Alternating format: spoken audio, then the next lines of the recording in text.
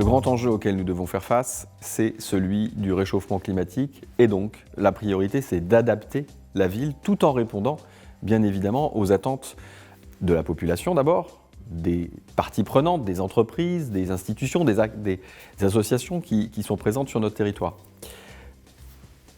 Les gens attendent d'être logés en priorité. Donc on doit bien sûr continuer à construire du logement. Pour ça, on va avoir cette perspective la plus écologique possible en refaisant la ville sur elle-même. Bon. Bien sûr, il faut aussi continuer à pouvoir accueillir des entreprises, leur proposer une offre, qu'elle soit de bâtiments tertiaires ou de bâtiments productifs, qui puissent être diversifiés. C'est d'ailleurs l'un des objectifs que nous nous sommes donnés en matière d'aménagement urbain, c'est de faire en sorte que des entreprises productives puissent venir s'installer sur notre territoire. Ce n'est pas l'évolution qui avait été envisagée précédemment, en tout cas c'est une évolution que nous souhaitons, que je souhaite voir advenir ici sur Lyon. Et bien évidemment, il nous faut aussi trouver le bon équilibre entre logement tertiaire ou installation productive et équipement public et aussi espace naturel. La présence de la nature en ville aujourd'hui, elle est indispensable. Elle est indispensable pour justement faire en sorte que notre ville puisse être adaptée au réchauffement climatique. Il nous faut végétaliser davantage. Sur les 48 km² de surface de la ville de Lyon, eh bien, on est très carencé en matière d'espace de nature. Donc c'est pour ça que nous investissons sur la végétalisation de la ville. Depuis 2020, on a déjà gagné 3 hectares. Il nous faut poursuivre dans cette voie. Ça va être le cas avec le projet Rive droite du Rhône, où on va regagner 3 hectares, mais ça va être le cas aussi avec la création d'un nouveau parc dans le 7e arrondissement, par exemple, de plus d'1 hectare. Bref, il nous faut gagner des espaces de nature avec du sol naturel qui nous permet de planter, mais aussi de pouvoir absorber la pluviométrie. Bien évidemment, une fois qu'on a parlé espace de nature, je l'évoquais tout à l'heure, il faut aussi parler équipement public. La ville de Lyon est aussi carencée en matière de certains équipements publics. Je pense aux piscines, je pense aux gymnases. Donc là, en l'occurrence, je vous parle d'équipements sportifs. On aura aussi à l'avenir à construire de nouvelles crèches, probablement aussi de nouvelles écoles dans certains territoires.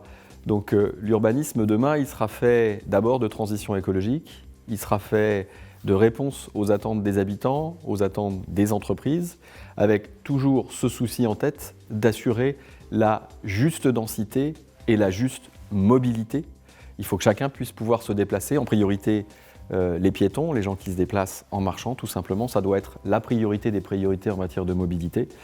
Et puis vient ensuite ce qu'on appelle les modes actifs, donc le vélo ou la trottinette pour ceux qui en sont des usagers, les transports en commun ensuite et la voiture en dernier lieu, bien sûr. On doit pouvoir continuer à circuler en voiture dans la ville, mais ce ne doit pas être la priorité des priorités comme ça a été le cas pendant les 70 dernières années.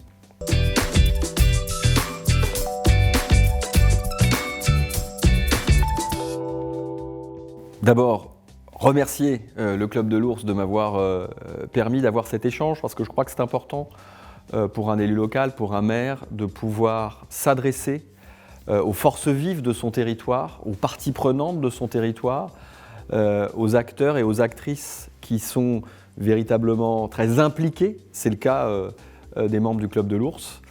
Et c'est important pour moi en tant que maire parce que la ville, la fabrication de la ville, elle se fait ensemble.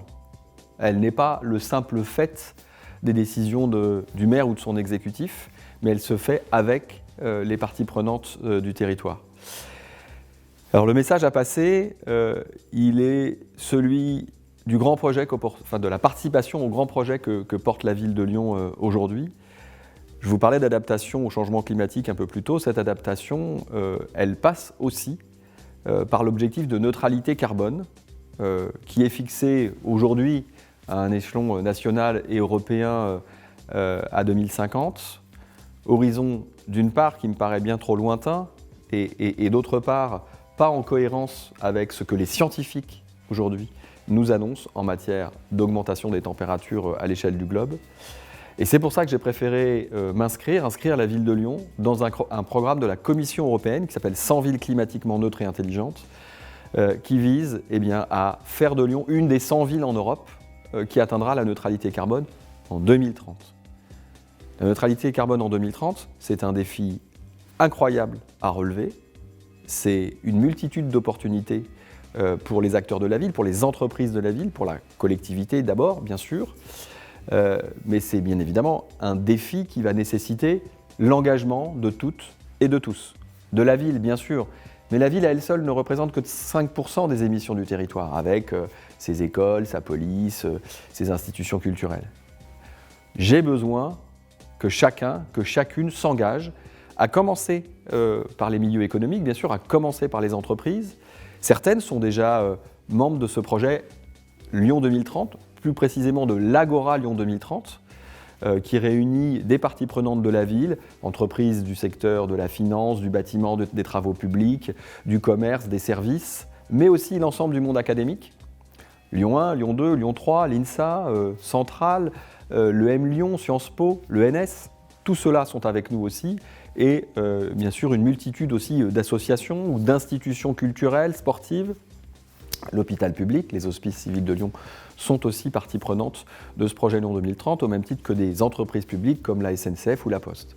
Je ne peux que me réjouir de l'engouement que ce projet Lyon 2030 a déjà permis de créer, mais j'attends avec impatience que d'autres acteurs s'y impliquent et bien évidemment, j'invite les membres du Club de l'Ours à rejoindre cette dynamique Lyon 2030.